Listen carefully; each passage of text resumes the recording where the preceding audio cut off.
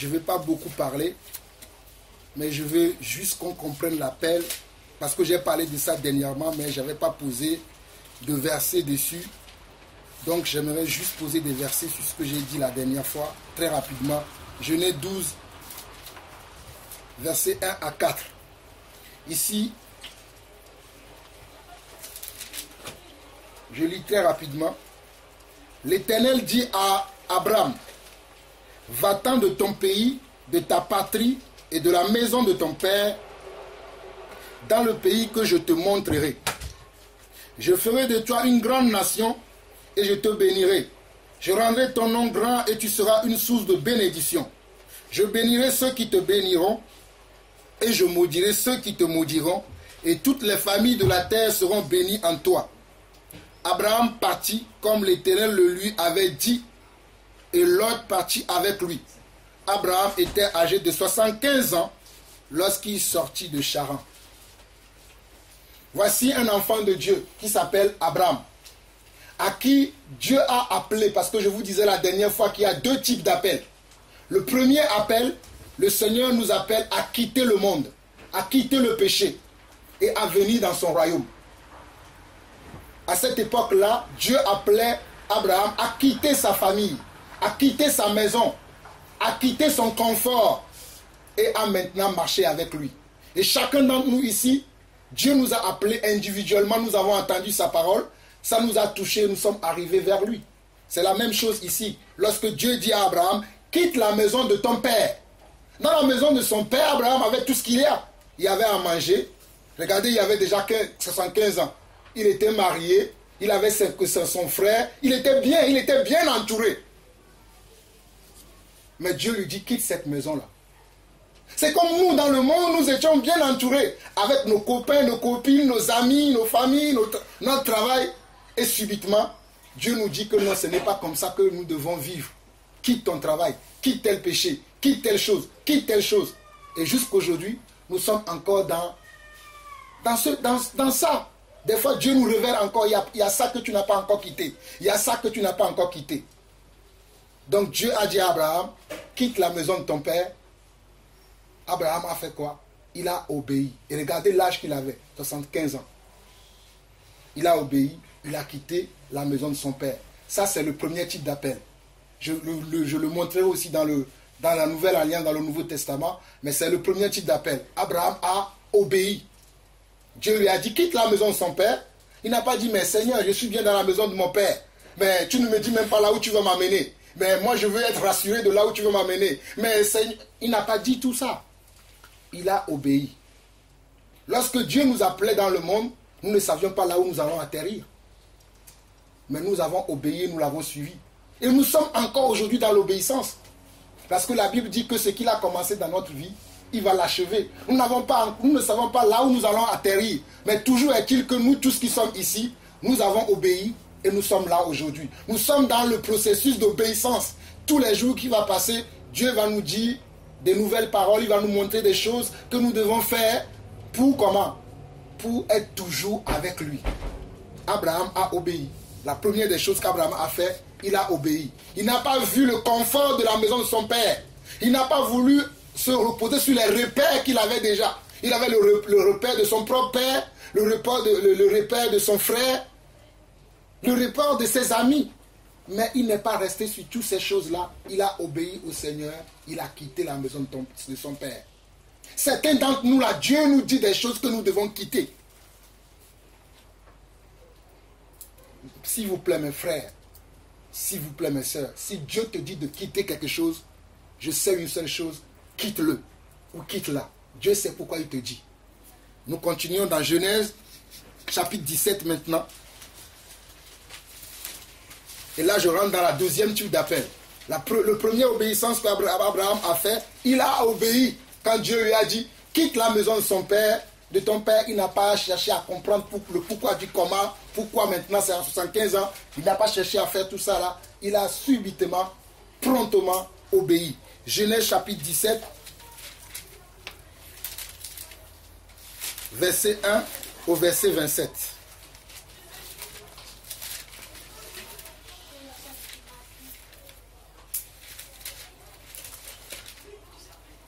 Le même Dieu qui a dit à Abraham premièrement, quitte la maison de ton père, ce même Dieu-là, regardez ce qu'il va encore faire dans la vie d'Abraham. On nous dit lorsque Abraham fut âgé de 99 ans, Abraham avait 75 ans, lorsque nous voyons tout à l'heure dans le chapitre 12, il avait 75 ans. Regardez le nombre de temps que Dieu a passé avec lui avant de lui dire exactement ce qu'il doit faire. Mais pendant, bon, c'est vrai que si vous lisez les chapitres suivants, Dieu a commencé à faire des petites choses dans sa vie. Là maintenant, Dieu veut hâter ce qu'il a commencé dans sa vie.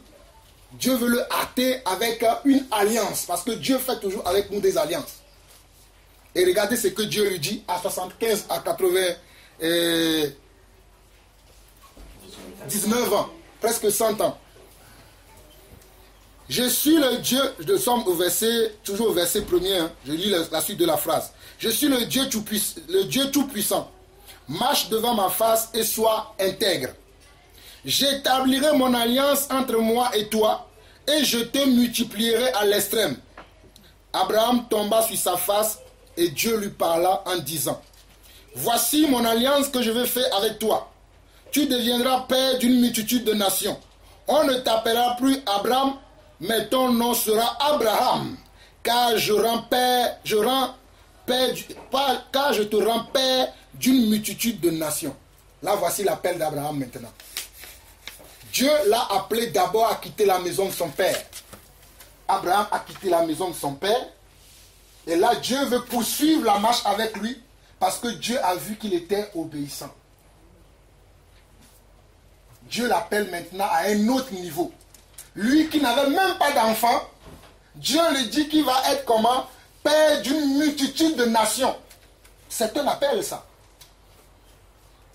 Lui qui n'avait même, je répète encore, Abraham qui n'avait même pas d'enfant, Dieu lui dit qu'il va être multitude comment? Une multitude, il va être père d'une multitude de nations. C'est pour ça que je vous dis qu'il y a deux types d'appels. Le premier type d'appel, Dieu nous appelle à quitter le monde, à venir dans sa maison, dans son royaume. Une fois que nous sommes dans son royaume, Dieu va nous montrer ce pourquoi il nous a fait rentrer dans son royaume, afin que nous participons à l'avancement, au progrès, au succès, au triomphe de son royaume. Je précise ces trois choses. Nous allons participer à l'avancement, au succès et au triomphe du royaume de Dieu, chacun selon la grâce que Dieu nous a faite. Je continue. Au verset 6, il dit, « Je te rendrai fécond à l'extrême. Je ferai de toi des nations et des rois sortiront de toi. J'établirai mon alliance entre moi et toi et tes descendants après toi, selon leur génération. Ce sera une alliance perpétuelle, en vertu de laquelle je serai ton Dieu et celui de ta postérité après toi. Je te donnerai et à tes descendants après toi le pays que tu habites comme étranger, tout le pays de Canaan en possession perpétuelle, et je serai leur Dieu. » Regardez ce que Dieu fait. Dieu appelle quelqu'un à quitter sa famille, et maintenant Dieu va lui dire, tu vas être père d'une multitude de nations. C'est l'appel de Dieu. Souvent nous nous inquiétons de comment est-ce que je vais faire l'appel de Dieu. Faites simplement confiance en Dieu, et Dieu va vous utiliser à accomplir aussi votre appel. Ne vous posez pas de questions. Comment est-ce que cela va se faire? Souvenez-vous de Marie. Lorsque Marie a reçu l'ange qui est venu lui parler. Qu'est-ce que Marie a dit? Que cela me soit fait selon la parole du Seigneur. Il n'a pas demandé comment cela va se faire. Cela lui importait peu. Souvent on est là à réfléchir. Comment je vais faire? Moi je pense que j'ai telle grâce. Je pense que j'ai telle... Comment je vais faire? Crois simplement au Seigneur et Dieu va faire au travers de toi. Car Paul dira dans le livre de Corinthiens, qu'as-tu que tu n'as pas reçu? Tout ce que nous avons, c'est le Seigneur qui nous le donne. Et c'est lui qui nous le donne à son temps. Mais nous devons le croire et lui il fera son travail. J'avance. Avant d'avancer, souvenez-vous que Abraham s'appelait Abraham. Mais quand Dieu l'appelle à un autre niveau, Dieu a changé son nom. Je parlais à ma soeur Tabitha le vendredi dans la veillée que moi je ne vais plus l'appeler Aïcha. Ne soyez pas étonnés. Parce que je ne connais pas la signification de ce mot. Mais je connais la signification du mot Tabitha. Et j'avais dit à ma soeur, va chercher qu'est-ce que cela veut dire. Parce que je sais que le nom que nous portons a une grande signification. Et ça peut nous aider dans beaucoup de choses. Parce que je sais de quoi je parle. Regardez Dieu qui a appelé Abraham, il va le changer à Abraham. Pourquoi? Jacob, Dieu va le changer à Israël. Pourquoi? Vous allez voir que même sa femme qui s'appelait Sarah, Dieu ne l'a plus appelée Sarah, il l'a appelée Sarai. Nous allons arriver là, nous avançons au verset 9. Dieu dit à Abraham, toi tu garderas mon alliance et tes descendants après toi selon leur génération. C'est ici mon alliance que vous garderez entre moi et vous et ta postérité après toi. Tout mâle parmi vous sera circoncis. Vous vous circonciserez et ce sera un signe d'alliance entre moi et vous. À l'âge de 8 jours, tout mâle parmi vous sera circoncis selon vos générations, qu'il soit né dans la maison ou qu'il soit acquis à prix d'argent de tout fils d'étranger sans appartenir à ta race. On devra circoncire celui qui est né dans la maison et celui qui est acquis à prix d'argent, et mon alliance sera dans votre chair une alliance perpétuelle. Un mâle circoncis qui n'aura pas été circoncis dans sa chair sera exterminé du milieu de son peuple, il aura violé mon alliance. Lorsque Dieu nous appelle et il veut que nous le servons, il nous donne aussi comment nous devons le servir. Ce n'est pas à nous de faire notre sauce. Dieu a appelé Abraham à un service. Il lui dit comment il va faire le service. Il ne lui dit pas de faire de telle manière, mais il lui dit exactement ce qu'il doit faire. C'est pour ça que nous devons apprendre aussi l'obéissance, à rester dans l'obéissance de tout ce que Dieu nous dit, même dans les moindres détails. Je sais que des fois nous ne prêtons pas attention aux moindres détails, mais je nous exhorte aujourd'hui à prêter attention même aux moindres détails que Dieu nous donne concernant notre mission, concernant sa parole, parce que sa parole est la vérité. Verset 15. Dieu dit à Abraham, tu ne donneras plus, écoutez-moi très bien, même vous qui appelez vos enfants, Yves Montand, Jean du Jardin, tout ça là. Si vous ne voulez pas écouter, c'est votre problème. Moi, je sais de quoi je parle. Ne donnez pas n'importe quel nom à vos enfants. Le nom a une grande signification dans la vie de quelqu'un. Regardez, il dit quoi? Ta femme ne s'appellera plus Sarah et Sarah. Ta femme, le nom de Sarai, mais son nom sera Sarah. Je la bénirai et je te donnerai d'elle un fils. Je la bénirai et elle deviendra des nations, des rois, des peuples sortiraient d'elle. Regardez Sarah aussi, qui n'avait pas d'enfant comme son mari. Mais Dieu va l'appeler aussi à être mère d'une multitude de personnes. Et Pierre nous dira dans le livre de 1 Pierre chapitre 5 que les sœurs ont hérité de Sarah aujourd'hui. Vous les sœurs, le modèle parfait pour vous c'est Christ. Mais si vous dépassez Christ, voyez votre mère Sarah aussi. Que celui qui a des oreilles pour entendre. J'avance. Verset 17. Abraham tomba sur sa face, il lui dit à son cœur, naîtrait-il un fils à un homme de 100 ans, et Sarah âgée de 90 ans, enfantera-t-elle? Et Abraham dit à Dieu, oh, qu'Israël vive devant ta face. Dieu dit certainement, Sarah ta femme t'enfantera un fils, et tu l'appelleras du nom d'Isaac. Regardez, Dieu lui donne même le nom qu'il doit donner à l'enfant. J'ai donné mon témoignage dans la veillée de la dernière fois que j'ai eu mon premier fils, David, que vous connaissez. Je lui ai donné 2 prénoms. Il s'appelle Laté David. Parce que dans ma coutume, lorsque tu as un premier garçon qui naît, tu dois l'appeler Laté. Moi-même, je m'appelle Laté Jean-Paul. Quand j'ai eu mon deuxième fils, quand tu as un deuxième garçon, puisqu'il y a déjà un Laté, tu dois l'appeler Latévi. Donc, j'ai eu Samuel, je l'ai appelé Latévi encore. C'est là où Dieu a ouvert mes yeux, où me dit, tu ne donneras plus ces noms-là à tes enfants. Et à partir d'Emmanuel, je n'ai plus donné les noms qu'il y a dans nos coutumes. J'ai appelé directement Emmanuel Lawson. Dieu avec nous. Parce que Dieu n'était pas avec moi quand j'ai donné tous ces noms-là. Il était là, mais je ne l'écoutais pas. Mais à partir d'Emmanuel, j'ai décidé d'écouter maintenant Dieu et de ne pas donner des noms à mes enfants comme ça. Ça n'a pas plu à ma famille, mais moi je vais obéir à Dieu.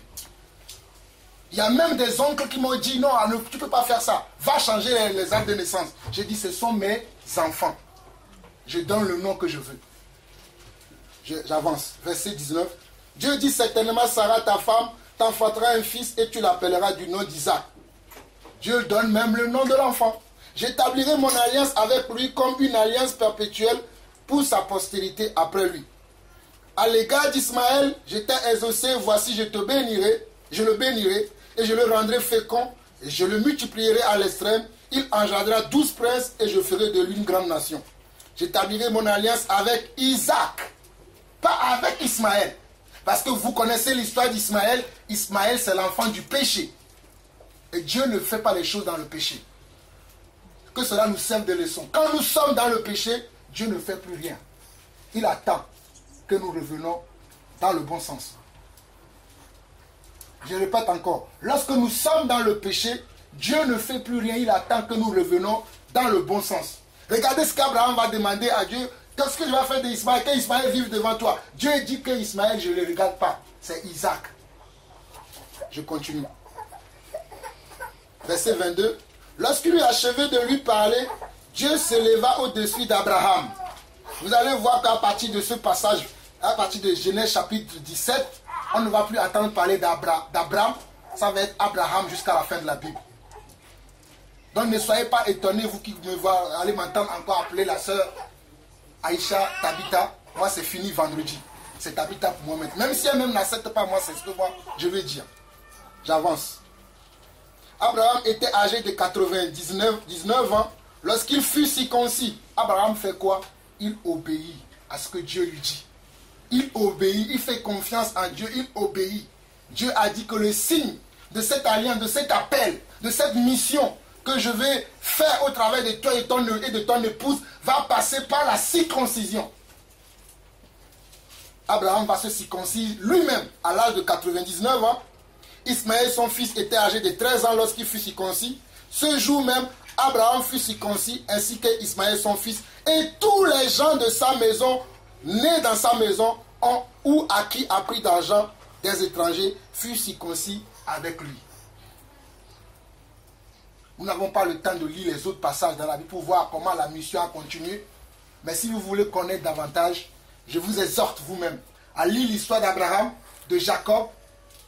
Vous allez comprendre beaucoup de choses. Ce sont des choses qui m'ont beaucoup travaillé dans ma foi, dans ma façon de voir le Seigneur agir.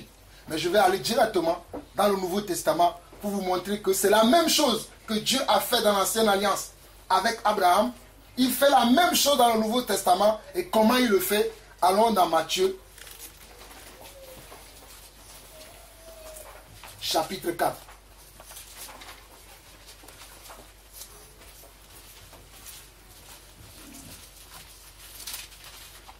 Précisément, je vous donne des précisions. Vous pouvez méditer Genèse 22. Je veux aller plus vite pour laisser à mes frères aussi d'apporter quelque chose. Je ne veux pas tout prendre pour moi.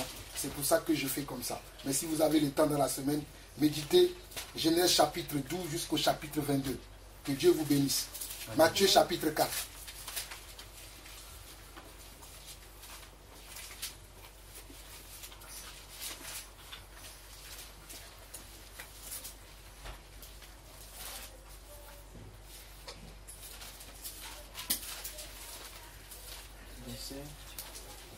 On va lire du premier verset jusqu'au verset... Ah, je n'ai pas noté jusqu'au quel verset le Seigneur lui-même m'arrêtera. Parce que c'est ce matin que j'ai pris ces mots. Pendant que je priais, Seigneur, qu'est-ce que je vais dire à l'église? Comme je vous disais la dernière fois, moi je prends toujours des mots selon ce que le Seigneur me met à cœur. Donc on nous dit, alors Jésus fut amené par l'Esprit dans le désert pour être tenté par le diable. Vous savez que Jésus, à l'âge de 12 ans, il est déjà parti dans le temple. Il a dit, l'Esprit du Seigneur est sur moi, tout ça. Et une fois qu'il a fini ça, il était amené dans le désert pour être tenté. C'est comme nous, lorsque nous étions appelés à Jésus, nous étions aussi amenés dans le désert. Pas de la même manière que Jésus, mais notre désert, c'était le rejet que nous avons vécu avec nos familles. C'était les oppositions qui ont commencé à arriver dans notre vie lorsque nous avons accepté le Seigneur. Je ne sais pas pour vous, mais moi je me rappelle que quand j'avais accepté le Seigneur et que je commençais à vivre véritablement selon la parole, il y avait vraiment de l'opposition dans ma vie. D'ailleurs, ce n'est même pas encore fini jusqu'aujourd'hui. Dans ma famille, peu de personnes me parlent. Ce n'est pas qu'on a eu des antécédents, hein, mais parce que même quand je viens dans la famille, moi, tout ce que je vais dire, ça va tourner autour de la parole. D'ailleurs, dans ma famille, ils en ont assez de moi. C'est quand je vais leur dire, oh, on en a assez de ta parole là. Mais moi, je n'ai que ça à dire. Je n'ai pas d'autre chose. Donc, on voit que Jésus est amené dans le désert pour être tenté par le diable. Après avoir gêné 40 jours et 40 nuits, il eut faim. Le tentateur s'étant approché lui dit, si tu es fils de Dieu, ordonne que ces pierres deviennent des pains. Jésus répondit, il est écrit, l'homme ne vivra pas de pain seulement, mais de toute parole qui sort de la bouche de Dieu. Le diable le transporta dans la ville sainte, le plaça sur le haut du temple et lui dit, si tu es le fils de Dieu, jette-toi en bas, car il est écrit, il ordonnera des ordres à ses anges à ton sujet. Et ils te porteront sur les mains, de peur que ton pied ne heurte contre une pierre. Jésus lui dit, il est aussi écrit, tu ne tenteras point le Seigneur ton Dieu. Le diable le transporta encore sur une montagne très élevée, lui montra tous les royaumes du monde et leur gloire. Et lui dit, je te donnerai toutes ces choses si tu te prosternes et m'adores. Jésus lui dit, retire-toi Satan, car il est écrit, tu adoreras le Seigneur ton Dieu et tu lui serviras lui seul. Alors, le diable le laissa, et voici des anges vinrent auprès de Jésus et le servirent. Dans Luc, on nous dira que le diable laissa et attend le moment favorable. Mais sauf que dans la vie de Jésus, il n'y a jamais eu de moment favorable pour que Satan puisse lui souffler ne serait-ce qu'un seul mot. Mais nous là, nous laissons la porte encore à l'ennemi de nous souffler un mot, de nous conduire dans le péché. Regardez là, on voit bien que Jésus, notre Seigneur, a été tenté comme nous dans plusieurs épreuves. Mais vu qu'il était un homme de prière, un homme qui veillait. Veiller veut dire, je l'ai dit que veiller veut dire de faire attention. Malgré que Satan venait avec la parole, mais Jésus le répliquait aussi avec la parole. Parce qu'il savait ce qu'il y avait dans le cœur de Satan. C'est à ce niveau-là que nous devons tous arriver. Nous sommes toujours dans l'appel. Hein. Et là, Jésus était dans son appel déjà.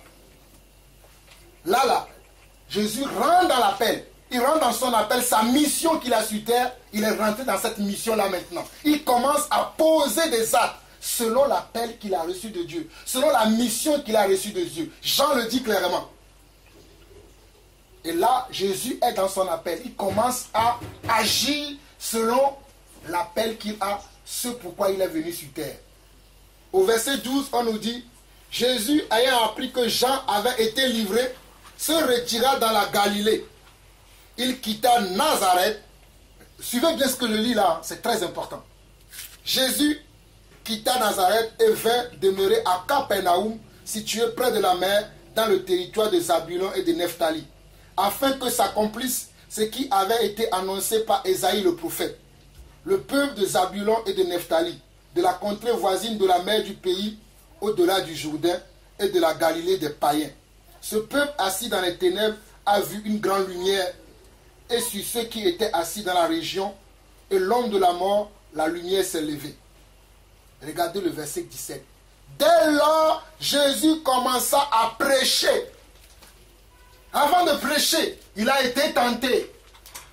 Lorsque Dieu va vouloir t'utiliser dans la mission, dans l'appel qu'il a pour toi, tu auras des moments de tentation, tu auras des moments d'épreuve, tu auras des moments même de peur et de doute. Combien de fois, moi-même qui vous parle, je n'ai pas eu de doute pour mon appel. Mais je priais toujours, Seigneur, je veux te servir, jusqu'à ce que l'assurance est rentrée dans mon cœur et j'ai commencé par parler. La première fois où j'ai parlé du Seigneur, j'étais même pas encore en France, j'étais encore au pays, au Togo, c'était dans un deuil. J'avais perdu une tante et j'étais là assis comme ça et Dieu me dit, lève-toi, va parler. Et quand je me suis levé à parler, je ne connaissais même pas la Bible comme je connaissais la Bible aujourd'hui. Tout d'un coup, je ne sais pas comment j'ai fait. Je suis tombé sur un passage dans l'Ecclésiaste et j'ai parlé. Même mes tantes avaient peur. Il y a une de mes tantes, jusqu'aujourd'hui, n'a jamais oublié ce jour-là. Jusqu'aujourd'hui, il me dit, ce jour-là, je n'étais pas reconnu. Voici Jésus qui commence à servir le Seigneur. Il fait quoi? Il dit, dès lors, Jésus commença à prêcher et a dit, repentez-vous, car le royaume des cieux est proche. Je vous ai épargné de la naissance de Jésus, de ce qui s'est passé, comment il est arrivé au temple et tout ça. Parce que Je sais que vous comprenez déjà cette partie-là, mais regardez comment il commence maintenant à le servir. Parce que nous parlons la semaine dernière de l'appel, de comment on peut servir Dieu. Et nous lisons la suite. Comme il marchait le long de la mer de Galilée, il vit deux frères, Simon appelé Pierre et André, son frère, qui jetaient un filet dans la mer car ils étaient pêcheurs. Il leur dit, suivez-moi et je vous ferai pêcheurs d'hommes. Dans sa mission de servir Dieu, il va appeler d'autres personnes, synonyme de quoi? L'appel que Jésus a donné à Simon Pierre et son frère André, c'est l'appel que vous et moi nous avons reçu à quitter le monde pour rentrer dans le royaume. Eux, ils étaient pêcheurs de poissons. Jésus leur a donné maintenant une nouvelle mission. Ils ne vont plus pêcher des poissons, mais ce sont des hommes qui vont pêcher. Est-ce que Pierre a pêché des hommes? Ben répondez-moi, je vous ai dit que le culte aujourd'hui serait participatif. Est-ce que Pierre a pêché des hommes? Oui. Donc Jésus ne ment pas. Je veux que nous retenions ça. Jésus ne ment pas. Pierre était pêcheur de poissons. Mais Jésus a dit, moi je veux faire de toi des pêcheurs d'hommes. Nous tous, nous avons la preuve que Pierre a pêché des hommes. Donc Jésus ne ment pas. Ce n'est pas pour rien que Jésus nous a appelés. Satan va nous dire des fois, non, Jésus t'a dit ça, mais est-ce que tu as déjà vu quelque chose? Mon frère, ma soeur, je veux te dire aujourd'hui que même si tu ne vois rien, crois à la parole que Jésus t'a donnée. Dans un autre passage, Pierre a pêché toute la nuit. Il n'a même pas attentionné sur un moustique. Mais Jésus lui a vu, Jésus l'a vu, Jésus lui a dit, jette ton filet par là. Pierre a dit, suis ta parole. Je jetterai mon filet. Il a jeté son filet. Alors que Pierre était un professionnel de la pêche. Et ce jour-là, vous connaissez la suite. Plus de 200 poissons sont rentrés dans son filet. Donc, la parole de Dieu a une grande importance dans notre vie. J'avance. Verset 19, il leur dit, suivez-moi et je vous ferai pêcheurs d'hommes. Aussitôt, ils laissèrent leur filet et le suivirent. Est-ce que nous aussi, nous sommes dans ce cas-là? C'est pour ça que je dis qu'il y a des choses que nous devons encore laisser, mais que nous n'avons pas laissées. Au fait, nous sommes avec le Seigneur, mais pas totalement. Nous avons un pied avec le Seigneur, un autre pied dans le monde. Nous avons un pied... Bon, quand je dis dans le monde, chacun sait dans quelle chose lui-même il est. Moi, je sais là où je me retrouve. J'espère que chacun d'entre nous peut être honnête aujourd'hui pour savoir s'il est totalement avec le Seigneur. Parce que depuis ce jour-là, Pierre n'est plus retourné à la pêche. Bon, dans l'histoire de Pierre, Pierre a été éprouvé. Il est retourné à la pêche. Vous savez, quand Jésus était mort, après il est retourné à la pêche, mais le Seigneur est revenu encore le chercher là-bas. On peut être éprouvé. Dieu connaît nos cœurs. Si nous sommes éprouvés, il va venir nous aider. Mais certains d'entre nous, nous ne sommes pas comme Pierre pour obéir déjà. Pierre a obéi au Seigneur quand le Seigneur a dit, je ferai de toi pêcheur d'hommes, synonyme de l'appel. Le premier appel, laisse ton filet, suis-moi. Il a fait. Après Jésus lui dit, bon, comme tu m'as suivi, moi je te ferai de toi, tu ne vas plus pêcher les poissons, mais tu vas pêcher des hommes. C'est l'appel de Pierre. Mais pour cet appel-là, il y a beaucoup d'autres choses qui sont dans cet appel-là. Ce n'est pas juste pêcher des hommes. Il va pêcher des hommes, mais il va les enseigner. Il va les montrer comment suivre le Seigneur. Parce que quand on dit l'appel, il y a plusieurs choses dans l'appel. Il y a plusieurs choses, il y a beaucoup de détails dans l'appel. C'est pour ça que je dis on va aller pas à pas. Là, je montre la première chose. Je dois écouter, je dois suivre. Après, au fur et à mesure que nous allons avancer, chaque fois que Dieu me permettra de revenir sur l'appel, je donnerai certains détails pour que vous puissiez comprendre que l'appel commence par une seule obéissance. J'écoute la voix de Dieu, j'étais dans le monde, dans mon péché, dans mon confort, comme nous avons vu le cas d'Abraham, comme nous voyons le cas de Simon, Pierre et André ici, qu'ils étaient des pêcheurs, ils aimaient bien la pêche, c'est avec ça qu'ils faisaient leur vie, ils nourrissaient leur famille. Ils vont voir un homme qui ne connaissait pas, qui s'appelle Jésus, qui prêchait. Parce que Jésus a vu que Jean-Baptiste, qui le précédait, était en prison. Le verset 12 le dit. On nous dit, Jésus ayant appris que Jean avait été livré, s'est retiré dans la Galilée. Jésus savait que son heure est arrivée maintenant pour qu'il commence son appel. Certains d'entre vous ici, ce n'est pas un homme qui doit vous dire. Vous-même, en voyant les temps et les circonstances, vous devez savoir qu'est-ce que vous devez faire. C'est pour ça au début je vous ai posé la question, quel est le temps dans lequel nous sommes? À chaque temps, ce qu'on doit faire. Vous savez, Anne, dans le temps, attendait un temps. Lorsque ce temps-là est arrivé, elle a fait ce qu'elle savait qu'elle doit faire. Elle a pris l'enfant, elle a prié. Donc chacun d'entre nous, cherchons à savoir qu'est-ce que nous devons faire et faisons-le promptement. Ne tardons pas. Si nous tardons, nous ralentissons l'église. Je continue. De là, verset 21, de là étant allé plus loin, il vit deux autres frères, Jacques fils de Zébédée et Jean son frère, qui étaient dans une barque avec Zébédée leur père et qui réparaient leur filet. Il les appela et aussitôt ils laissèrent la barque et leur père et le suivirent. Regardez encore. Jacques et Zébédée, qui connaissaient leur père, celui qui les a mis au monde, qui les a enseignés dès le bas âge. Ils ont mangé avec leur père, ils ont appris même la pêche avec leur père. Voilà eux aujourd'hui maintenant qui sont des pêcheurs, ils travaillent dans la même société, dans la même entreprise, si je veux parler le langage d'aujourd'hui. Ils vont voir un homme qui ne connaissait ni d'Adam ni d'Ève dans la rue. Quittez votre père, venez me suivre. Ils obéissent. Waouh, quel est cet homme-là à qui tout le monde obéit? Moi aussi je veux lui obéir.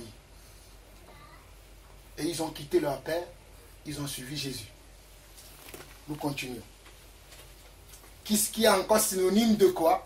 Quitter le monde, quitter nos affaires et venir totalement, entièrement. Pas en moitié, pas en trois quarts, mais totalement venir au Seigneur. Je nous en supplie, venons totalement au Seigneur. Laissons nos vies de côté. Laissons nos souhaits, nos envies de côté, mais venons au Seigneur.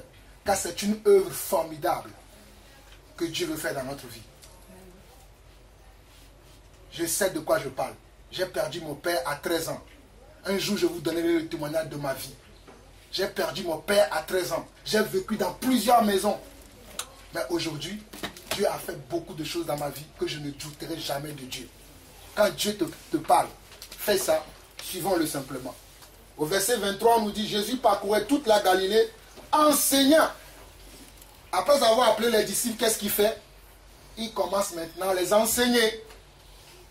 Lorsque Jésus allait à un endroit, les disciples étaient derrière lui. Jésus n'était pas à Galilée, à moins que Jésus lui-même a dit, bon, moi je vais à Galilée et je vous envoie à Capernaum. Mais si Jésus était à un endroit, si tu voyais Jésus, tu verras aussi les disciples avec lui. Là où il y avait les maîtres, c'est là où il y avait aussi les serviteurs. Mais aujourd'hui, est-ce que c'est le cas dans l'église? Il y a certains qui devaient être là aujourd'hui, mais ils ne sont pas là. Vous comprenez ce que je suis en train de dire? C'est très important. On nous dit que Jésus parcourait dans toute la... Nous sommes au verset 23. Jésus parcourait toute la Galilée, enseignant dans les synagogues, prêchant la bonne nouvelle du royaume et guérissait toute maladie et toute infirmité parmi le peuple. Sa renommée se répandait dans toute la Syrie. On lui amenait tous ceux qui souffraient de maladies et de douleurs de divers genres, des démoniaques, des lunatiques, des paralytiques. Et il les guérissait tous. Une grande foule le suivit de la Galilée, de la Décapole, de Jérusalem, de la Judée et au-delà du Jourdain. Regardez, dans la mission, dans l'appel de Jésus, lorsque Jésus obéissait au Seigneur, ses disciples étaient là avec lui. Regardez le travail qu'il faisait. Oh. Et vous voyez que lorsqu'on fait le travail de Dieu comme on doit le faire, on n'a pas besoin d'aller chercher les gens. Dieu lui-même va chercher les gens qui vont être avec nous. Je suis quelqu'un, je vous assure, dans mon appel, je n'aime pas dire à quelqu'un, suis-moi. J'aime toujours donner la liberté aux gens. Parce que je n'ai pas vu Jésus contrer quelqu'un, tu dois être avec moi tous les jours, tu dois être avec moi tous les jours. C'est moi qui dois connaître mon maître. Les disciples, quand ils ont vu Jésus, ils savaient qui il était. Dans Jean 6, lorsque Jésus parlait, la foule était toujours là. La foule disait que cette parole est dure, qu'ils peuvent l'entendre. Mais les 12 sont restés. Jésus a dit, mais pourquoi vous n'êtes pas partis? Ils ont dit non. Nous savons que toi, tu as la parole de la vie. Donc vous devez savoir avec qui vous marchez. Et décider de marcher avec la personne ou pas. Mais vous devez rester à un endroit. Il y a des gens aujourd'hui, ils sont dans telle réunion aujourd'hui. Demain, ils étaient dans telle réunion. Jean était aussi là. Hein. Mais les disciples n'allaient pas écouter Jean. Ils étaient au pied du Seigneur. Pourtant, Jean était un authentique. Il y avait même d'autres personnes qui prêchaient. Parce que si vous voyez dans Jean chapitre 2, on va voir que Jésus baptisait, et les disciples de Jésus baptisaient, et les disciples de Jean aussi baptisaient les gens. Donc c'est important aussi d'être à un endroit où Dieu veut que nous soyons pour notre croissance au fait. Pour que nous apprenions à le servir. Pour que nous apprenions à savoir pourquoi je suis avec tel ou un tel. Ne soyons pas des volatiles. Soyons des gens fidèles. Restons fidèles à nos frères, à nos sœurs, à nos conjoints, pour ceux qui sont mariés. Mais restons plus fidèles au Seigneur. Nous allons avancer. Matthieu chapitre 10.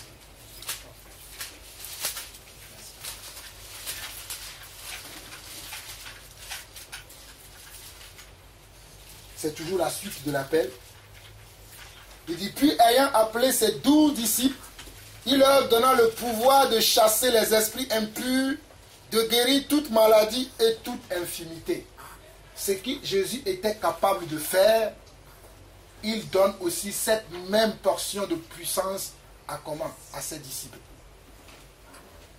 Mais avant de leur donner cette puissance-là, il fallait que les disciples marchent avec lui, le voient comment il fait, comment il parle avec les gens, comment il aimait les gens. Il ne les a pas appelés aujourd'hui, toi va faire tel. Ce n'est pas ça, n'a pas été comme ça. Il les a appelés, je ferai de vous de pécheurs d'hommes, mais ce n'est pas tout de suite qu'il les a envoyés. Parce que, à part le chapitre 4, il y a plusieurs chapitres qui sont arrivés avant qu'on arrive au chapitre 10. Parce que la Bible, quand nous lisons, nous pensons que les choses sont instantanées comme ça. Non, il y a des séries de temps. Il y a des temps et des saisons. Soyons aussi des gens qui aiment les temps. Ne soyons pas pressés. Oui, je vais servir. Il y a un temps où tu dois être formé, soit avec le Seigneur, soit avec le conducteur, mais souvent, généralement, tu es enseigné par le Seigneur et en même temps avec le conducteur que Dieu a mis devant toi. Des fois, Dieu va t'enseigner tout seul. Des fois, il va passer par la bouche du conducteur pour que tu sois là où tu dois être. Moi-même, je l'ai vu dans ma vie. J'ai eu plusieurs conducteurs qui ont semé dans ma vie. C'est important d'être à un endroit et d'écouter les conducteurs que Dieu a mis là-bas. On avance. Verset 2. Voici le nom des 12 apôtres. Le premier, Simon, appelé Pierre, et André son frère. Jacques, fils de Zébédée, et Jean son frère. Philippe et Barthélemy. Thomas et Matthieu, le publicain. Jacques, fils d'Alphée, et Thaddée. Simon le Cananite et Judas l'Iscariote, celui qui livra Jésus. Tels sont les 12 que Jésus envoya après leur avoir donné les instructions suivantes. N'allez pas vers les païens et n'entrez pas dans les villes des Samaritains. Je disais tout à l'heure que lorsque Dieu nous appelle et il nous donne une instruction, nous devons suivre l'instruction que Dieu nous a donnée. Surtout pour ceux qui ont l'appel, des appels spécifiques, qui sont des appels très importants dans l'église. Je ne dis pas que les autres appels ne sont pas importants. Mais certains appels dans l'église dépendent de mon obéissance. Je sais de quoi je parle. C'est-à-dire dans une église, si moi-même je suis en désobéissance au Seigneur, toute l'église sera en désobéissance au Seigneur. C'est un effet domino. C'est pour cela que nous-mêmes qui enseignons, qui sont des personnes qui ont les 5 ministères, selon ce que nous avons partagé dans le veillé, nous devons nous-mêmes d'abord nous soumettre au Seigneur. Nous soumettre à ce que Dieu nous demande, de ne pas aller à gauche, à droite, rester là où Dieu veut que nous soyons. Cela va aussi aider ceux qui nous suivent. Mais si nous-mêmes nous sommes partagés, l'église aussi sera partagée. Ne nous trompons pas nous-mêmes, mes frères, c'est une réalité. Je sais de quoi je parle. Si nous-mêmes nous sommes partagés, les gens qui nous suivent seront aussi partagés. Mais si nous sommes au bon endroit, ceux qui nous suivent aussi seront au bon endroit. Si nous nous obéissons, c'est vrai, il y aura toujours des brebis galeuses. Ça, malgré le Seigneur Jésus, il y avait toujours Judas Iscariote. Hein. Je ne suis pas en train de dire qu'il n'y aura pas des exceptions. Il y aura des exceptions. Mais faisons la part des choses, suivons le Seigneur, obéissons pas à pas. La première mission que Jésus leur donne, qui rentre dans leur appel, il ne leur a pas dit allez vers les païens. Il a dit quoi? Il dit n'allez pas vers les païens, n'entrez pas dans les villes des Samaritains. Les Samaritains étaient considérés comme des païens. Il a dit n'allez pas encore là-bas parce que ce n'est pas encore le temps. Jésus sait pourquoi. Parce que pour Jésus, ils vont perdre leur temps. Parce que peut-être leur cœur n'était pas encore prêt. Jésus connaissait la raison puisqu'il est Dieu. Donc il va leur dire, allez prêcher, il dit, allez plutôt vers les brebis perdues de la maison d'Israël. Il les envoie d'abord chez leurs propres frères israélites. Et il va dire, allez prêcher et dites, le royaume des cieux est proche. Guérissez les malades, ressuscitez les morts, purifiez les lépreux, chassez les démons. Vous avez reçu gratuitement, donnez gratuitement. Ne prenez ni or, ni argent, ni monnaie dans vos ceintures, ni sac pour le voyage, ni de tunique, ni souliers, ni bâton, car l'ouvrier mérite sa nourriture. Dans quelque ville ou village que vous entrerez, informez-vous s'y trouve quelque homme digne de vous recevoir et demeurez chez lui jusqu'à ce que vous partiez. Et en entrant dans la maison, saluez-la. Et si la maison est digne, que votre Père vienne sur elle. Mais si elle n'en est pas digne, que votre Père retourne à vous. Voici l'appel des 12. Si vous lisez la Bible, vous allez voir que cet appel a évolué sur plusieurs choses, même vers la fin. Jésus va dire, je vous envoie en Judée, en Samarie et jusqu'aux extrémités de la terre. Mais ça, c'est après la résurrection. Avant la résurrection, les disciples étaient envoyés que chez comment? Chez les Israélites. Mais après la résurrection de Jésus-Christ, Jésus a élargi leur appel. C'est pour ça que je vous dis que c'est très important d'être attentif et de suivre mot à mot ce que Dieu nous dit, de ne pas faire au-delà. Dieu sait pourquoi il te dit. Si tu n'es pas encore prêt pour avoir une grande foule de personnes, si c'est qu'un seul brebis que Dieu t'a donné, prends ton temps avec ce seul brebis-là. C'est important. J'avance. Verset 14. Lorsqu'on ne vous recevra pas et qu'on n'écoutera pas vos paroles, sortez de cette maison ou de cette ville et secouez la poussière de vos pieds. Je vous le dis en vérité, au jour du jugement, le pays de Sodome et de Gomorrhe sera traité moins rigoureusement avec cette ville-là. Voici, je vous envoie comme des brebis au milieu des loups. Soyez donc prudents comme les serpents et simples comme les colombes. Une des choses que j'ai remarqué aujourd'hui, quand je suis dans l'église ou quand je visite les saints, il n'y a plus de la simplicité aujourd'hui dans l'église. Les gens sont compliqués. Ils rentrent dans la complication de plein de choses alors que l'évangile est simple. La parole de Dieu, regarde, Jésus leur a dit, soyez simples comme des colombes. Mais allez voir dans les assemblées aujourd'hui comment les gens sont compliqués. Une chose qui est simple, ils vont la compliquer, ils vont dramatiser, ils vont faire... Alors que l'évangile de Jésus-Christ est simple. Mais une première recommandation qu'il leur donne, il dit, soyez donc prudents comme des serpents. Soyez donc prudents veut dire veiller. Parce que si tu n'es pas prudent, si tu ne veilles pas, tu vas prendre le diable comme ton confident et tu vas même parler au diable sans savoir que tu parles au diable. C'est ça la prudence. Tu vas prendre celui qui veut te tuer. Tu vas le garder avec toi. Alors que c'est lui qui est à la source de ton malheur. C'est pour ça que Dieu nous dit, soyez prudents. Si tu vois que c'est lui qui est à la source de mon malheur, si je lui dis tout ce que j'ai envie de faire, du jour au lendemain, ça ne réussit pas, je ne lui parlerai plus de mes projets. Ce n'est pas que je ne l'aime pas. Je vais prier pour qu'il change. Mais si j'ai un projet dans le cœur, je ne lui dirai plus. Parce que c'est lui la source de mon malheur. J'avance. Verset 17. Mettez-vous en garde contre les hommes car ils vous livreront aux tribunaux et ils vous battront de verge dans leur synagogue. Vous serez menés à cause de moi devant les gouverneurs et devant des rois pour servir de témoignage à eux et aux païens. Cela s'est accompli dans Actes chapitre 3, 4, 5 et 6. Les apôtres ont été amenés devant les grands Sanhédrins, devant les rois, mais Jésus leur a mis toujours la parole qu'il faut dans leur bouche. Je nous exhorte à croire sans avoir aucun sentiment, aucune émotion. La parole de Dieu est vraie. Ce que Jésus leur a dit, ça s'est accompli. Souvenez-vous de Actes chapitre 3, 4, 5, 6, comment on les a menacés. Mais Dieu leur a donné la parole qu'il faut dire. Ils ont dit, jugez en vous-même. Pierre ne savait pas que ce jour-là, il devait dire ça. Hein. Mais ce jour-là, le Saint-Esprit a mis dans sa bouche. Jugez en vous-même s'il est convenable de vous obéir plutôt que d'obéir à Dieu. Parce qu'ils étaient là pour faire la volonté de Dieu. Nous aussi, aujourd'hui, nous sommes là. Comment je vais faire ci, comment je vais faire ça. Ayons confiance en Dieu. Il nous donnera les paroles qu'il faut, les mots qu'il faut, au moment où il faut. Et tout sera condensé, tout sera en ordre. Mais sachez que nous-mêmes, nous devons être d'abord dans l'ordre. Si je suis dans le désordre, je ne peux pas aller agir dans l'ordre. Ça ne marchera pas. Ne nous trompons pas nous-mêmes. J'avance. Verset 19. Mais quand on vous livrera, ne vous inquiétez ni de la manière dont vous parlerez, ni de ce que vous direz. Ce que vous aurez à dire vous sera donné à l'heure même. Car ce n'est pas vous qui parlerez, c'est l'Esprit de votre Père qui parlera en vous.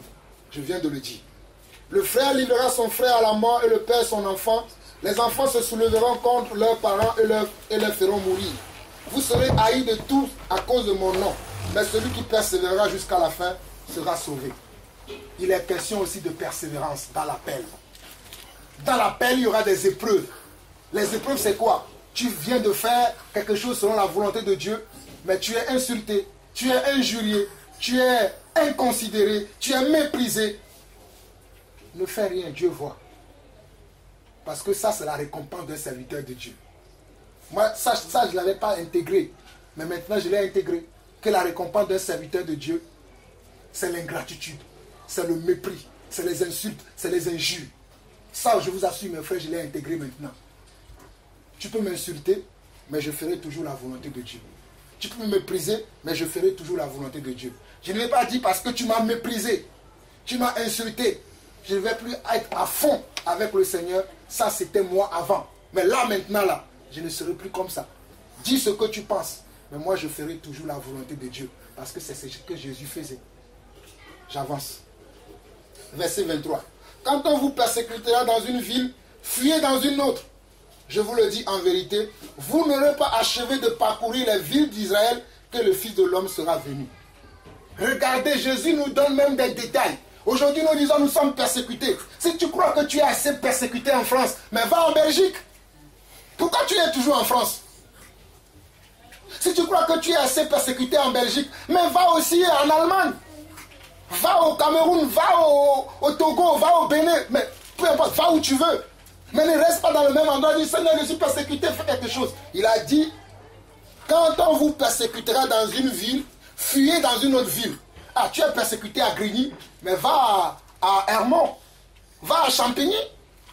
Qu'est-ce qui t'empêche d'aller là-bas? Tu veux toujours rester à Évry? Seigneur, on me persécute à Évry. Seigneur, je ne suis pas libre à Évry. Non, nous ne sommes pas en train d'obéir à la parole de Dieu. J'avance. Le disciple n'est pas plus grand que le maître, ni le serviteur plus que son Seigneur. Il suffit au disciple d'être traité comme son maître et au serviteur comme son Seigneur. S'ils ont appelé le maître de la maison Belzéboul, à plus forte raison appelleront-ils ainsi les gens de sa maison. Ne les craignez donc point, car il n'y a rien de caché qui ne doit être découvert, ni de secret qui ne doit être connu. Ce que je vous ai dit dans les ténèbres, dites-le en plein jour. Ce qui vous est dit à l'oreille, prêchez-le sur les toits. Ne craignez donc pas ce qui tue le corps et qui ne peut pas tuer l'âme. Craignez plutôt celui qui peut faire périr l'âme et le corps dans la géhenne. Ne vantons pas deux passereaux pour un sou. Cependant, il n'en a pas un à terre sans la volonté de votre Père. Jésus nous appelle à être comment? Confiant en lui. À rester dans l'assurance avec lui. Jésus ne veut pas qu'on soit des chrétiens ou des disciples yo-yo qui sont à moindre épreuve, ils sont ébranlés dans leur foi. Dans les moindres épreuves, ils deviennent des personnes qui ne peuvent même plus prier. Regardez, il dit quoi? Ne les craignez donc point, verset 26. Car il n'y a rien de caché qui ne doit être découvert. Peu importe ce que la sœur, le frère fait en cachette contre toi, les gens font en cachette contre toi, un jour Dieu va le montrer. Tout le monde verra que tu avais toujours raison. Pourquoi tu t'inquiètes, mon frère? Pourquoi tu t'inquiètes, ma sœur? Ferme ta bouche. Un jour, Dieu montrera que dans cette situation-là, tu étais clean. S'il ne le fait pas aujourd'hui, il le fera demain. S'il ne le fait pas demain, il le fera le jour-là, devant son trône, où on dit le jugement dernier. Ce jour-là, il t'acquittera. Dieu acquitte toujours ses enfants lorsqu'ils sont accusés faussement. Amen. Ce que je vous dis dans les ténèbres, verset 27, dites-le en plein jour, et ce qui vous est dit à l'oreille, prêchez-le sur les toits. Qu'est-ce que Dieu veut nous dire? Lorsque Dieu nous parle, il ne nous parle pas pour nous. Il nous parle pour son peuple. C'est pour ça que nous devons aimer toujours à prêcher, à partager, à être dans le donner, non pas simplement dans le recevoir. Quand tu veux quitter ta maison pour venir dans la communion fraternelle, tu dois dire, Seigneur, qu'est-ce que je viens donner à la communion fraternelle aujourd'hui? Croyez-moi, mes frères, il y a des dimanches où je ne parlerai pas. Parce que je serai aussi dans cette attitude-là de recevoir. Vous allez dire, mes frères, tu n'as rien à dire. Je ne dirai rien. Comme on était à la veillée, dernièrement, vendredi, ce que j'avais à dire, je me suis tué après. Les frères ont continué. Le frère Alain disait, est-ce que Jean-Paul voulait dire quelque chose? Parce que j'ai donné, je savais que ce que je devais donner, je l'ai donné. C'est bon. Mais on doit être toujours dans la volonté de Dieu et dire ce que Dieu attend de nous. Nous continuons. Au verset 31, on dit, ne craignez donc point, vous valez plus que des passereaux. C'est pourquoi quiconque se déclarera publiquement pour moi, je me déclarerai moi aussi pour lui devant mon Père qui est dans les cieux. Mais quiconque me réniera devant les hommes, je le rénierai moi aussi devant mon Père qui est dans les cieux.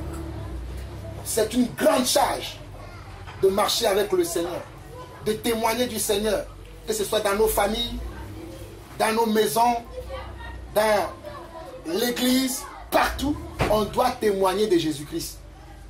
C'est ça l'appel. Et le témoignage, ce n'est pas simplement prêcher comme je fais là. Ça peut être par la façon dont tu agis avec les gens. Ça peut être la façon dont tu écoutes les gens. Certains d'entre vous, vous avez besoin d'écouter les gens. C'est ça votre appel. Que les gens viennent se vider chez vous. Ils sont tellement pleins de certaines choses. Ils vont t'appeler, oh ça, Tabitha, tu es là? Tu sais, cette semaine, j'ai traversé ça. Toi, tu te dis encore, pourquoi il m'appelle moi? Il devait appeler le frère Alain. Sois dans l'écoute. Écoute. En écoutant, Dieu te mettra à cœur. Dis à la sœur, ceci, cela, Dieu est avec toi, ça va aller, ça va aller, ça va aller. Après, tu pries avec lui. Tu es dans l'appel. Mes frères, tu es dans l'appel. Mes sœurs, tu es dans l'appel. Moi, j'aime beaucoup écouter les gens. Les gens m'appellent, ils parlent, j'écoute. Après, j'ai dit un mot. Comme cette semaine, j'ai écouté plein de personnes cette semaine. Mais à chaque fois que je finissais d'écouter, que je parlais, je priais, les paroles que j'entendais après des gens, cela me fait comprendre que servir le Seigneur, ce n'est pas simplement prêcher. Et quand je dis les gens m'ont appelé, ce n'est pas les gens qui vivent en France, c'est les gens qui vivent souvent en étranger, qui des fois m'appellent, frère, je t'appelle, c'est pour prendre telle information, tu sais, on parle, et je commence à parler, selon ce que j'ai écouté, et après je prie. Et j'ai prié pour une soeur qui vit en Belgique cette semaine, elle était en larmes après. Elle m'a dit, je savais que je devais t'appeler. Si moi je me suis dit, bon, je ne suis pas dans l'église. Comme ce n'est pas dans l'église, pourquoi tu m'appelles? Je suis fatigué. Je n'aurais même pas eu le temps de l'écouter, de prier pour elle après. Donc, élargissons notre façon de voir l'appel de Dieu. Ok. Au verset 34, il dit, ne croyez pas que je suis venu apporter la paix sur la terre. Je ne suis pas venu apporter la paix, mais l'épée. Vous allez me dire pourquoi le frère veut aller à la fin de Matthieu chapitre 10. L'appel que Dieu a sur ta vie va faire que tu seras séparé de certaines choses ou séparé de certaines personnes malgré toi. Je parlais tout à l'heure de ma famille, des amis que j'avais, que je continue de les aimer, mais on est séparés parce qu'on n'a pas la même conviction. On n'a pas les mêmes appels, on n'a pas la même mission. Parce que c'est l'appel qui existe ça. Tu ne vas pas voir un maçon marcher avec un pêcheur. Le maçon, tu vas le voir sur comment? Sur un terrain en train de construire la maison. Le pêcheur, il est où? Il est dans la mer ou bien il est vers une lagune ou un lac en train de pêcher. Le maçon ne va pas aller construire sa maison dans l'eau. Il n'arrivera pas. Le pêcheur ne va pas aller et chercher sur le terrain du marchand à pêcher du poisson. Il va pêcher des briques. Donc c'est incompatible. Je prends des exemples comme ça pour que vous puissiez comprendre. Certaines des choses ne dépendront pas de vous. Les gens seront obligés de vous quitter. Ils vous feront même la guerre parce que vous n'êtes plus, à la même mission. Vos vies sont changées. Je continue. Verset 35. Car je suis venu mettre la division entre l'homme et son père, entre la fille et sa belle-mère, entre la belle-fille et sa belle-mère, et l'homme aura pour ennemi les gens de sa maison. Celui qui aime son père ou sa mère plus que moi n'est pas digne de moi, et celui qui aime son fils ou sa fille plus que moi n'est pas digne de moi. Dans l'appel de Dieu, on ne doit pas avoir des sentiments. Les sentiments ne sont pas dans l'affaire de Dieu. Et puisque c'est mon frère, puisque c'est ma soeur, même si ce qu'il a fait c'est mauvais, je ne vais pas lui dire. En tout cas, moi, je ne veux pas faire partie de cette église-là où on arrondit les angles de la parole pour être bien avec tout le monde. J'ai juré au Seigneur que je ne serai pas bien avec les hommes, mais que je vais être bien avec lui. Il y a des gens aujourd'hui, puisqu'ils veulent être applaudis partout, ils voient son frère, il a péché. Au lieu de dire qu'il a péché, non, mon frère, tu sais, il faut avoir l'amour. Tu sais, il faut le comprendre. Non, je ne le comprends pas, je comprends la parole. Je ne dis pas que je suis assez bon, hein, mais je travaille pour être juste comme le Seigneur, pour appliquer, à chaque fois que je peux appliquer la vérité du Seigneur, comme je dois l'appliquer, j'essaye de le faire. Des fois, il m'arrive de rater, mais j'essaye quand même. Et je continuerai d'essayer d'arriver à ce stade, à ce niveau de Jésus, où il n'y avait plus le sentiment, mais qu'il parlait toujours selon le cœur de Dieu. Verset 38. Celui qui ne prend pas sa croix et ne me suit pas n'est pas digne de moi. L'appel nécessite une croix. Et ce qu'est cette croix? C'est la croix du rejet, c'est la croix de l'incompréhension, c'est la croix de l'ingratitude, c'est la croix de manque d'amour et c'est la croix de persécution. Tu seras bien dans la volonté de Dieu, mais tu seras persécuté quand même. Tu auras de l'ingratitude venant des frères, venant des sœurs, des gens même que tu as hébergés, que tu as nourris, que tu as pris soin d'eux. Ils vont partir, tu es un franc-maçon. Ils vont partir, tu es un sorcier. Quand tu apprends ça, réjouis-toi, danse devant le Seigneur. Que cela ne te touche pas. Quand tu apprends que tu as pris tout ton temps pour servir des hommes, ils se retournent, ils disent le mal de toi, toi danse. C'est parce que l'Esprit du Seigneur est sur toi. C'est ce que la Bible dit dans 1 Pierre. Ne sois pas, oh Seigneur, regarde, c'est vrai. Je vous assure, la chair prend un coup à ce moment-là. Pendant tout ce que j'ai fait pour eux, c'est ce qu'ils disent. Mais quelques secondes après, reviens à toi-même et glorifie le Seigneur. C'est parce que l'Esprit de gloire est sur toi qu'on peut dire toutes ces choses sur toi. À ce moment-là, rappelle-toi à ton souvenir comment on parlait de Jésus. Maintenant, soyons aussi justes.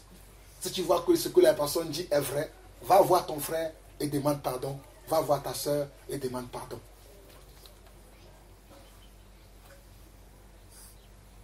Verset 39, celui qui conservera sa vie la perdra, et celui qui perdra sa vie à cause de moi la retrouvera. Dans l'appel, nous devons perdre notre vie. Et ce que je dis, nous le vivons, nous, qui servons le Seigneur. Moi, je n'ai plus de vie. Demandez à mon épouse qui est là. Lundi, on a eu une réunion avec des frères, on a fini à 3 h du matin. Mardi, pareil, on a eu une réunion avec des frères, on a fini à 3 h du matin. Lundi, on a fini à 3 h du matin. La nuit de lundi, on a fini à 3 h du matin. Le lendemain, je dois aller au deuil dont je vous ai parlé. J'étais fatigué. Mais je suis quand même parti. C'est pour vous dire que lorsqu'on a un appel sur sa vie, on n'a plus de vie au fait. Votre vie ne vous appartient plus. Des fois, je reviens du travail comme ça. J'ai envie même des fois de discuter avec mon épouse. Mon téléphone sonne.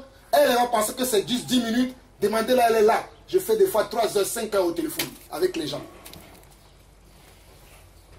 C'est ça l'appel de Dieu. Il faut être disponible pour les gens. L'appel de Dieu se repose toujours sur la disponibilité. Soyons disponibles pour les gens. Même s'il y a la fatigue, je reconnais que quelquefois moi-même je suis fatigué. Je remercie le Seigneur qui me fortifie tout le temps. Mais soyons disponibles. Même vous les sœurs, soyez disponibles pour vos sœurs.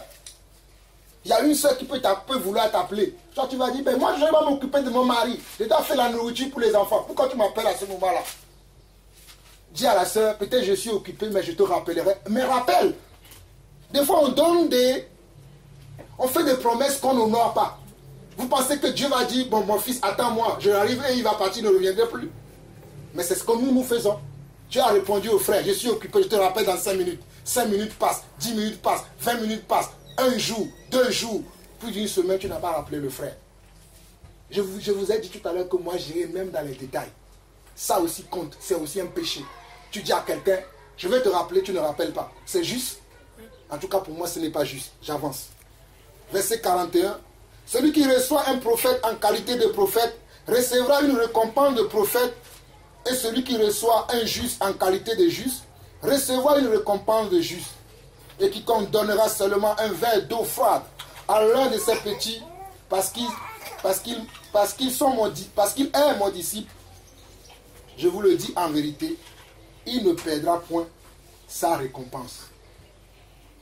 Donc lorsqu'on sert le Seigneur, il y a certains privilèges. Le privilège, c'est qu'on va te recevoir comme un prophète. Combien de fois je suis arrivé dans certaines familles, on m'a reçu comme des prophètes. Même cette semaine, il y a quelqu'un qui a suivi l'enseignement qu'on a fait, le frère Alain a dit que nous allons aller au Maroc. Il y a quelqu'un qui m'a contacté d'un pays lointain. Puisque j'ai entendu que vous irez au Maroc, donne-moi ton RIB. Je vais t'envoyer quelque chose pour que peut-être toi tu auras soif. Mais si toi tu n'as pas soif, tu vas acheter de l'eau à boire à ceux que vous allez rencontrer au Maroc. C'est ça la récompense du serviteur de Dieu. Des fois c'est des insultes. Les gens m'appellent. J'ai vu tu as dit ça dans tel enseignement. Es-tu Dieu? J'ai vu tu étais en short. Tu ne dois pas mettre des shorts. J'accepte aussi. C'est les récompenses du serviteur. Une fois je prêchais, j'étais en short parce que j'avais chaud. Aujourd'hui même je voulais venir en short. Mais je me suis rappelé de ça. J'ai mis mon truc pour peut-être que quelqu'un ne m'insulte plus. Mais la personne m'a appelé. Frère, comment tu peux dire que tu es serviteur de Dieu, tu mets un short? Tu dois te repentir. Repends-toi. Il a raccroché. Clos. J'ai dit au Seigneur, j'étais en paix. Voilà ce qu'on vient de me dire. Je vous dis la vérité, je ne mens pas. Et j'avais même mis cette photo en short, je l'avais mis sur ma page WhatsApp. Je l'ai enlevé après. Elle dit, parce qu'il a vu, elle a vu la photo, c'est pour ça qu'elle parle. Je l'ai enlevé. Donc sachez que dans l'appel, il y a des récompenses, mais il y a aussi comment? Des mésaventures. Mais tout cela fait partie de l'appel. On avance. Hébreu. Merci pour votre patience. Hébreu, chapitre 4.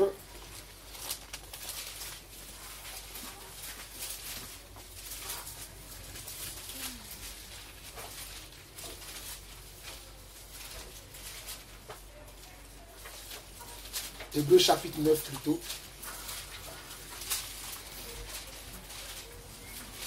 Nous allons lire à partir du verset 11. Que le Seigneur nous bénisse pour notre écoute attentive. Là, je veux parler de la personne qui nous appelle. Quel est le travail qu'il a fait? Et nous devons nous reposer sur lui. C'est bien l'appel. Mais il faut savoir sur qui nous allons nous reposer pour accomplir notre appel. Hébreu chapitre 9 à partir du verset 11. On nous dit, mais Christ est venu comme un souverain sacrificateur des biens à venir. Il a traversé le tabernacle plus grand et plus parfait qui n'est pas construit de main d'homme, c'est-à-dire qui n'est pas de cette création. Et il est entré une fois pour toutes dans le lieu très saint, non avec le sang des boucs et des veaux, mais avec son propre sang, ayant obtenu une rédemption éternelle.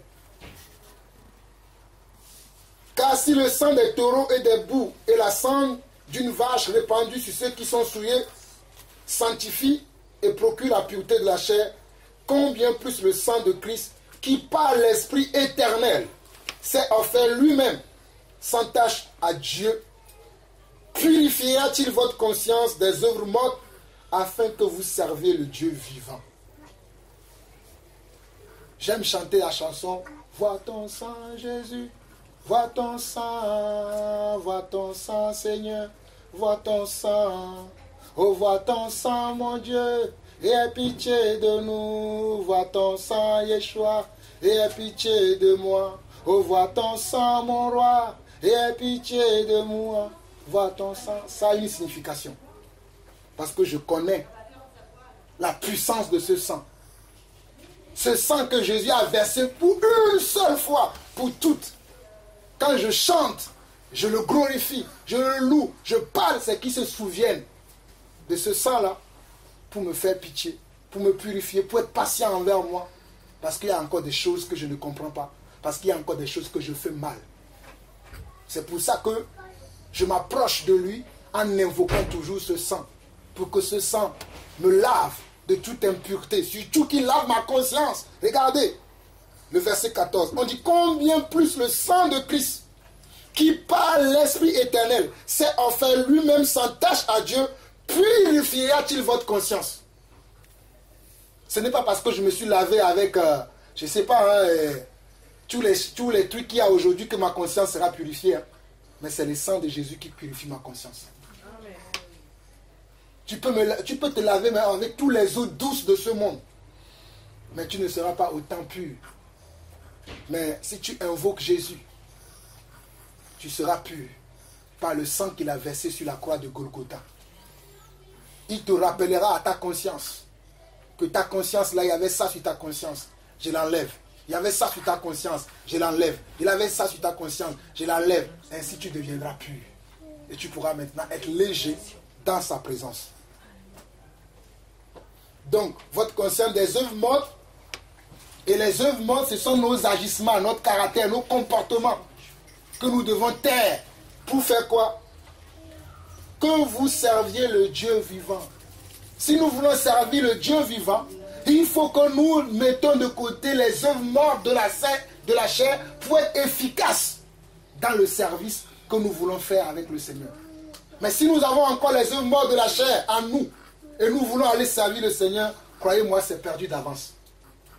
Le service sera lourd. La louange ne sera pas d'un parfum, d'une bonne odeur devant le Seigneur. Mais si tu as abandonné les œuvres mortes de la chair et que tu loues le Seigneur, tu seras même léger dans la louange. Ta louange sera une louange parfaite devant le trône de Dieu. Nous avançons. Et c'est pour cela qu'il est médiateur d'une nouvelle alliance, afin que la mort étant intervenue pour le rachat des transgressions commises par la première alliance, ceux qui ont été appelés reçoivent le vital éternel qui leur a été promis. Nous allons arriver au verset 23. Très important. Il est donc nécessaire, puisque les images des choses qui sont dans les lieux, dans les cieux, devaient être purifiées de cette manière que les choses célestes elles-mêmes le soient par les sacrifices plus excellents que ceux-là.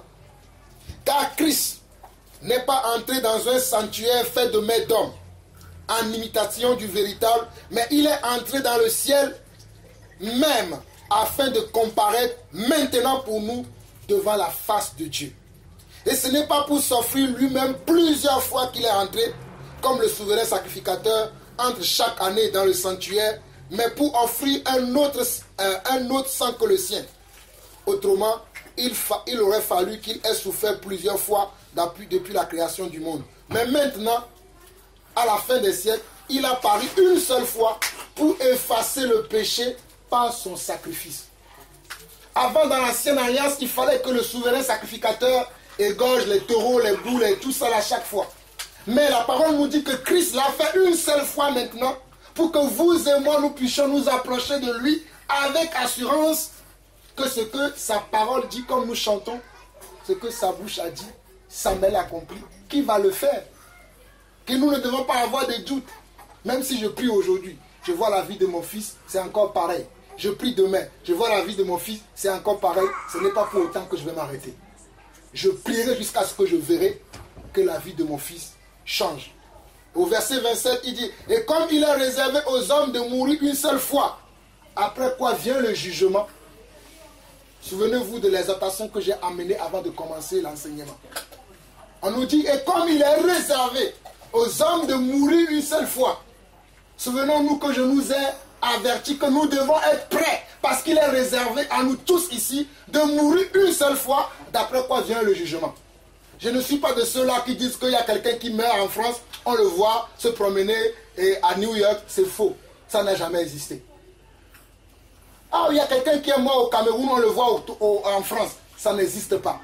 C'est pas parce qu'on nous dit ici qu'il est mort, il est réservé à l'homme de mourir une seule fois. C'est fini.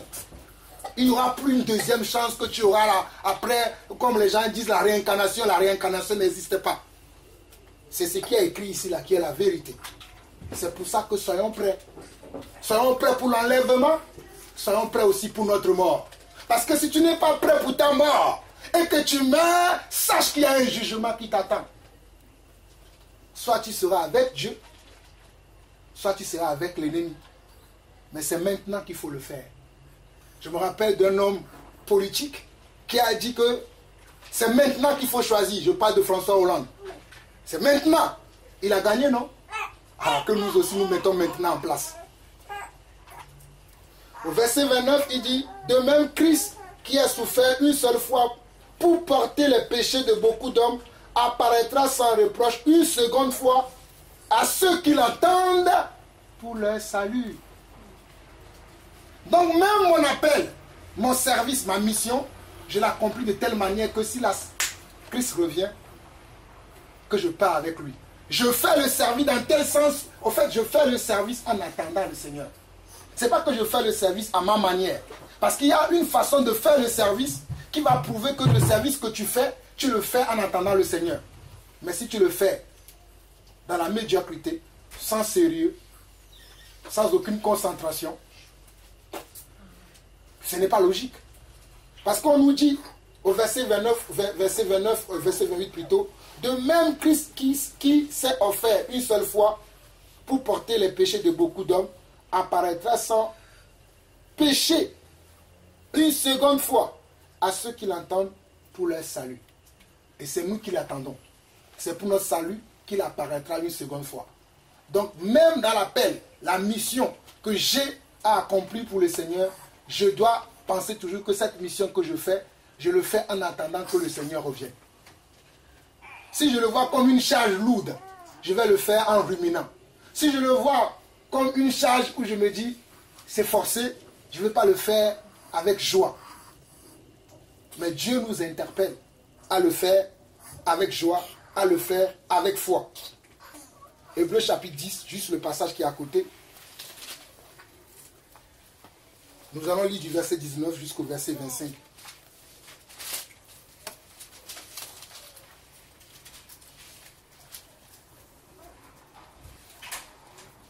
Ainsi donc, frères, nous avons au moyen du sang de Jésus une libre entrée dans le sanctuaire par la route nouvelle et vivante qu'il a inaugurée pour nous au travers du voile, c'est-à-dire de sa chair, et nous avons un souverain sacrificateur établi sur la maison de Dieu.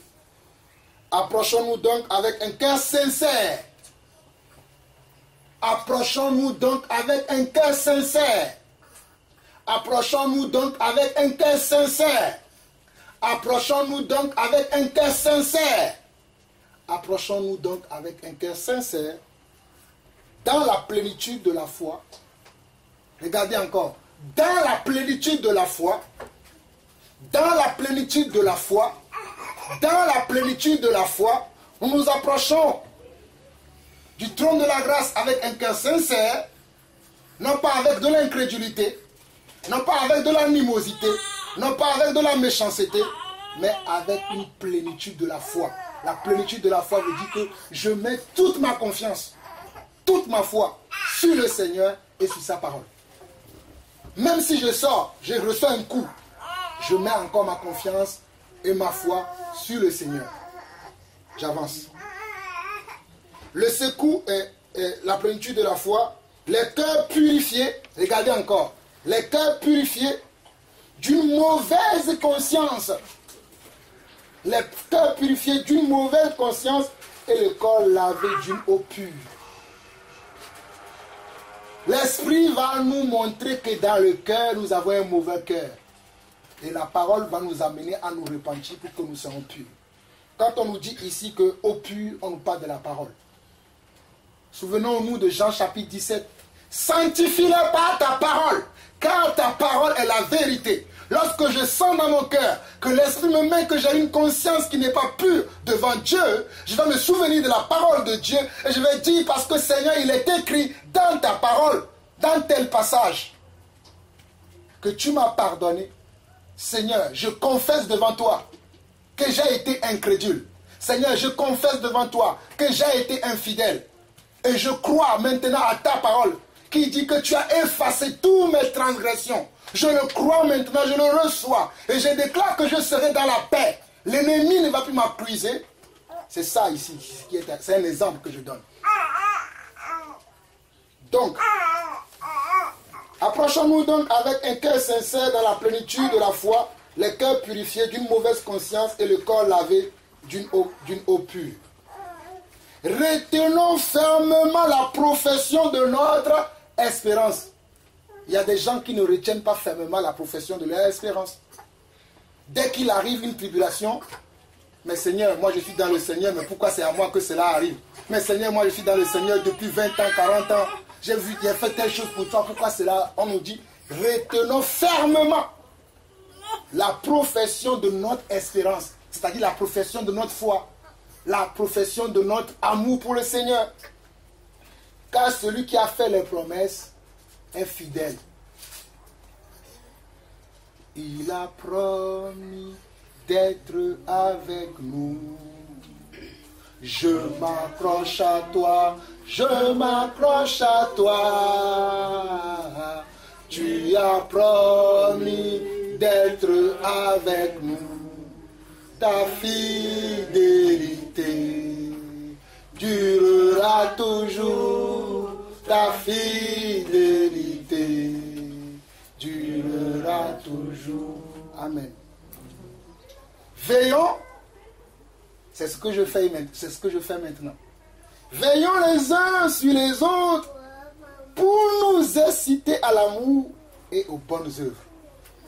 Tout ce que je fais depuis le début jusqu'à maintenant, je le termine dans ces deux passages-là et je vais m'arrêter là et les frères prendront la parole. On nous dit quoi? Veillons les uns sur les autres. J'essaie de veiller sur vous. Quand vous aussi, vous essayez de veiller sur moi, vous allez me faire des remarques, vous allez me parler, vous allez prier pour moi. Je sais que beaucoup d'entre vous, cette semaine, ont prié pour ce culte, même quand on était dans le culte, ils prient encore. Gloire à Dieu. Nous sommes en train de veiller en faisant cela. C'est pour ça qu'il dit, veillons les uns sur les autres pour nous inciter à quoi? À l'amour et aux bonnes œuvres. Pas aux mauvaises œuvres. Il y a des mauvaises œuvres dans l'église. Mais j'ai décidé que les mauvaises œuvres ne passeront pas par moi. Et j'attire notre attention que nous puissions prendre la même décision. Il y aura les mauvaises œuvres. Ça, croyez-moi, hein, tout ce qui est écrit dans la Bible est une réalité. Au temps des apôtres, il y avait les mauvaises œuvres au milieu d'eux. Sinon, nous n'aurons pas les épîtres. Parce que les épîtres sont des rappels à l'ordre que les apôtres ont fait aux diverses églises qui existaient. Donc ce qui a été, c'est ce qui est, c'est ce qui sera. Mais je dois décider que moi je serai comme un dispensateur de bonnes œuvres. Je ne serai pas dispensateur de mauvaises œuvres. C'est une décision, c'est un choix et ça t'incombe à toi, mon frère, ça t'incombe, toi, ma soeur. Si tu le prends, tu arriveras. Mais la première des choses, c'est de prendre la décision que je serai dispensateur de bonnes œuvres en veillant sur mes frères et sur mes sœurs. Verset 25. N'abandonnons pas notre assemblée, comme c'est la coutume de quelques-uns, mais exhortons-nous réciproquement, et cela d'autant plus que vous voyez s'approcher le jour. Je m'arrête là. J'ai noté quelques passages, mais je ne vais pas aller jusqu'au bout de ces passages-là. Je vais laisser mes frères aussi continuer. Les passages que Dieu m'a donnés, que je ne vais pas prendre, c'est Proverbes chapitre 1, le verset 1 au verset 15, pour ceux qui veulent le noter et le méditer après. Proverbes 10 plutôt, le verset 17 au verset 22. Proverbes 23, le verset 13. Et Proverbes 13, le verset 24. Je ne vais pas les lire, parce que sinon je vais être trop long. Je pense que ce que moi j'ai semé, dans l'église, il y a beaucoup de serviteurs de Dieu. Je vais m'arrêter là, afin de laisser l'autre, quelqu'un d'autre prendre la relève. Mais permettez-moi, ayez cette habitude-là. Moi, j'ai l'habitude de, quand je finis de prêcher, de prier tout de suite. Donc, nous allons courber la tête là où nous sommes et nous allons prier. Seigneur notre Dieu, nous voici devant encore toi. Toi qui nous as montré dans ta parole, que nous avons lu tout à l'heure dans Hébreux chapitre 9 et le chapitre 10, que tu es notre souverain berger, que tu as payé un prix pour nous, afin que nous puissions te suivre, toi, notre modèle parfait. Seigneur, nous voici devant toi. Nous qui avons des consciences mauvaises ou impures. Seigneur, merci pour le sang, ton sang, qui parle plus fort que le sang d'Abel, qui en ce jour nous purifie encore davantage, afin que nous soyons prêts et prompts pour veiller les uns sur les autres et accomplir de bonnes œuvres dans ta maison. Seigneur, s'il te plaît, montre-nous, Seigneur Dieu, chacun d'entre nous, comment nous devons te servir dans l'appel que tu nous as donné pour l'avancement de ton royaume, pour le triomphe de ton royaume et pour le succès de ton royaume. Nous fermons la porte à tout esprit de distraction. Nous fermons la porte à tout esprit de division. Nous fermons la porte à tout esprit de contradiction. Et nous amenons à l'obéissance de Jésus-Christ tous les pensées de nos âmes, tous les cœurs qui sont convertis et tous les esprits qui sont ici à se soumettre à la Seigneurie de Jésus-Christ. Gloire à toi, Seigneur, pour ton œuvre rédemptrice, pour ton Église. Merci, Seigneur, au nom de Jésus-Christ. Amen. Amen.